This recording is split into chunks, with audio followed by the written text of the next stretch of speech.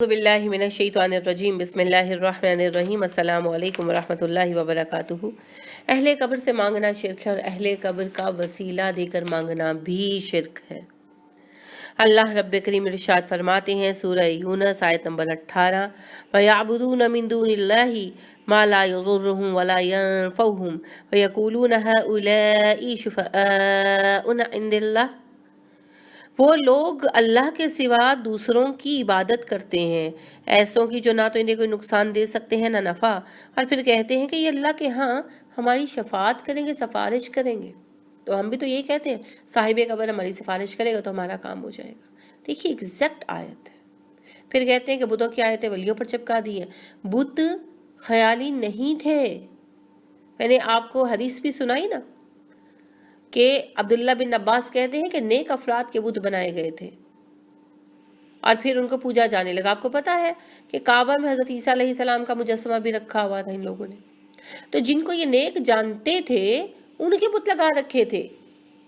वो ख्याली नहीं थे, बेकार नहीं थे। पत्थरों को थोड़ी पूजते हैं, पत्थरों को पूजते तो पहाड़ों को पूजते। वो पत्थरों को नहीं पूजते, वो उन शख्सियात को पूजते हैं जिनके नाम से बुत वाबस्ता है। हिंदुओं को देख लें आप, अरब के काफिरों को छोड़ें, आपने देखा नहीं है ना उनको। आप अपने अहद के मुशरकीन को देखिए, हिंदुओं को देखिए, क्या वो बुद्ध को पूजते हैं या राम को पूजते हैं? वो कृष्ण का बुद्ध पूजते हैं या कृष्ण को पूजते हैं? बुद्ध तो यादगार के लिए रखते हैं इनके। जब अगर राम के बुद्ध के आगे सजदा करें तो राम को कर रहे हैं, कृष्ण का बुद्ध रखा हुआ है तो कृष्ण को कर रहे हैं। वो शख्सियात है उनकी, तारीखी तौर पर उनका वजूद था या नहीं था ये बहस नहीं है मेरा मौजू। वो मानते हैं, उनका मानना है कि ये शख्सियात थीं और बहुत नेक थी।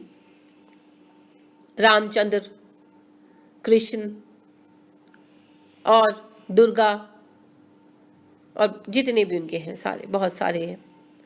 अब ये सारे के सारे जो हैं, इनके जो बुत उन्होंने बरहमा वगैरह के बनाए हुए हैं, ये सब इनके नेक अफराद थे। इनमें से किसी को वो अवतार कहते हैं अल्लाह का, और किसी को अल्लाह का रूप मानते हैं। मुख्तलिफ किस्से कहानियाँ। तो उन सब की यादगारें बनाई और उनको पूजते हैं। तो असल में वो उस शख्सियत को पूजते हैं ना, उससे मदद मांगते हैं। तो हम भी क्या करते हैं, कब्र बना लेते हैं, फिर साहिब कब्र से मदद मांगते हैं, ये दे दो, वो दे दो, ये कर दो, वो कर दो। ये वैसा ही शिरक है। सिर्फ बुत बनाने की जगह हमने कब्रें बनानी शुरू कर दी, और कोई फर्क नहीं है। अल्लाह के सिवा किसी से मांगना शिरक है। अब आप कहेंगे कि जी एक दूसरे से चीज़ क्यों मांगते हैं? इसी तरह की बातें की जाती है ना भाई। वसीले से मांगने की बात नहीं हो रही। दुनिया तो आलम असबाब है। आपका ये यकीन रखना कि बिला सबब कोई मदद कर सकता है, अल्लाह के हुक्म पर भी असरअंदाज हो सकता है, और कायनात के और अल्लाह के हुक्म के और कायनात के असूलों के खिलाफ जाकर आपकी मदद कर सकता है, जैसे मरे हुए को जिंदा करके ले आना, बीमार को शिफा दे देना वगैरह, ये चीज़ें कर सकता है, तो ये शिरक है। देखिए डॉक्टर के पास कोई जाता है ना तो डॉक्टर से शिफा नहीं मांग रहा होता, दवा मांग रहा होता है। शिफा तो अल्लाह ने देनी है। इसी तरह कोई अगर बेरोजगार है या माली लिहाज से परेशान है तो किसी से मदद मांग रहा है, तो खुशहाली नहीं मांग रहा, पैसे मांग रहा है। अब उन पैसों से कारोबार चलेगा या नहीं चलेगा अल्लाह आलम, बरकत अल्लाह ने देनी है। लिहाजा दोनों तरह के मांगने में बड़ा फ़र्क है। यानी कब्रों पर जाकर मांगने में और किसी इंसान से मदद मांगने में बड़ा फ़र्क है।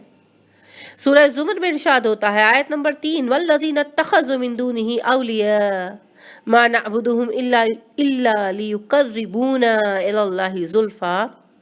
वो लोग जिन्होंने अल्लाह के सिवा दूसरों को अपना सरपरस्त बनाया हुआ है, उनका कहना है हम उनकी इबादत सिर्फ इसलिए करते हैं कि वो हमें अल्लाह रब्बे करीम से थोड़ा करीब कर दे। वही बात नहीं है जो हम बुजुर्गान दीन के मुतल्लिक कहते हैं कि हम उनकी कब्र पर हाजिर होकर चढ़ावे इसलिए चढ़ाते हैं कि ये अल्लाह के मुकर्रब बंदे हैं, हमें भी अल्लाह के करीब कर दे। तो अल्लाह कहते हैं कि ये शिरक है, ये शिरक है। इसी तरह सूरह आराफ में इरशाद होता है आयत 197, वल्लज़ीना तदऊना मिन दूनिही ला यस्ततीऊना नसरकुम वला अनफुसहुम यंसुरून। जिन्हें तुम अल्लाह के सिवा पुकारते हो वो ना तुम्हारी मदद कर सकते हैं ना अपनी मदद पर कादिर हैं। सूरह अहकाफ में इरशाद होता है आयत नंबर 5, वमन अदल्लु ممن یدعو من دون اللہ من لا یستجیب لہ الی یوم القیامۃ وہم عن غافلون۔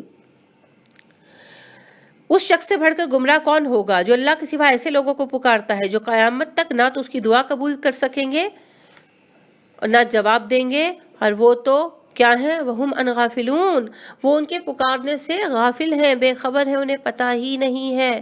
تو کیا یہ باتیں ہو رہی ہیں بتوں کی؟ نہیں، انسانوں کی۔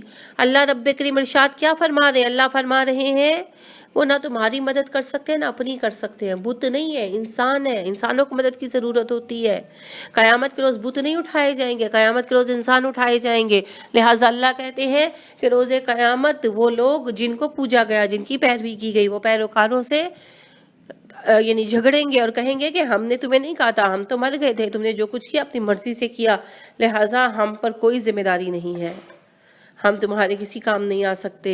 یہ باقاعدہ کیس ہے جو اللہ کے ہاں چلے گا۔ قرآن میں اس موضوع پر بہت ساری آیات ہیں، ایک دو نہیں ہے، بہت ساری آیات ہیں۔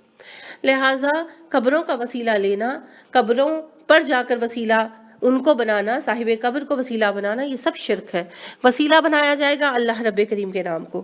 اللہ رب کریم نے خود کہا وَلِلَّهِ الْأَسْمَاءُ الْحُسْنَى فَادْعُوهُ بِهَا، کہ اللہ کے نام اچھے ہیں، اللہ کے ناموں سے تم دعا کیا کرو، اللہ کے ناموں کے صدقے میں دعا کیا کرو۔ تو لہٰذا اللہ کی صفتوں کو وسیلہ بنانا، اللہ رب کریم کے ناموں کو وسیلہ بنانا جائز ہے۔ پھر اپنے نیک عمل کو وسیلہ بنایا جا سکتا ہے، اور اس کے علاوہ کسی زندہ نیک آدمی کو دعا کے لیے وسیلہ بنایا جا سکتا ہے۔ اور سب سے اہم وسیلہ پھر ایک ہی ہے، اور وہ کیا ہے؟ اللہ کے نام کا وسیلہ۔ وسیلہ کی انشاءاللہ جو ہے یہ پہلے بھی لیکچر ہو چکا ہے، پھر دوبارہ بھی انشاءاللہ اس پر میں عرض کروں گی، لیکن یہاں تفصیلی جو موضوع ہے وہ یہ ہے کہ قبر اور صاحب قبر کو وسیلہ بنانا حرام ہے، شرک ہے، لہٰذا اس سے بچیے۔ اللہ رب کریم ہمیں شرک سے بالکل پاک کر دے اور ہمارے دلوں سے شرک کی نجاست کو بالکل دور کر دے، اور جن کو توحید بری لگتی ہے اللہ انہیں توفیق دے توحید کا جام پینے کی، اور انہیں ایسا مزہ دے توحید کا کہ شرک سے وہ متنفر ہو جائیں۔ آمین۔ سبحانک اللہم و بحمدک ونشہد ان لا الہ الا انت ونستغفرک ونتوب الیک۔ السلام علیکم ورحمۃ اللہ وبرکاتہ۔